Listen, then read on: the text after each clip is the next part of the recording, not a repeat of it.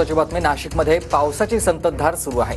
गोदावरी नदीच्या पाणी पातळीमध्ये वाढ झाली आहे। गोदाघाट परिसरातील रहिवाशांना सतर्कतेचा इशारा देण्यात आलेला आहे। ही दृश्य आपण बघतोय नाशिकमधली आहेत।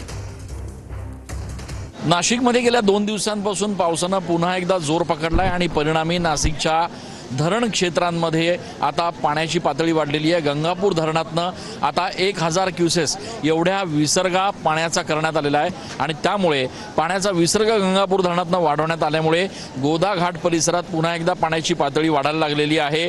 दुतोंड्या मारुती जो आहे रामकुंड परिसरातला त्याच्या गुडघ्यापर्यंत सध्या पाणी आल्याचं बघायला मिळतंय। परिसरातले अनेक छोटे मोठे मंदिरं जे आहेत ते अर्धे निम्मे सध्या पाण्यात आहेत आणि पाण्याची पातळी अजून वाढू शकते।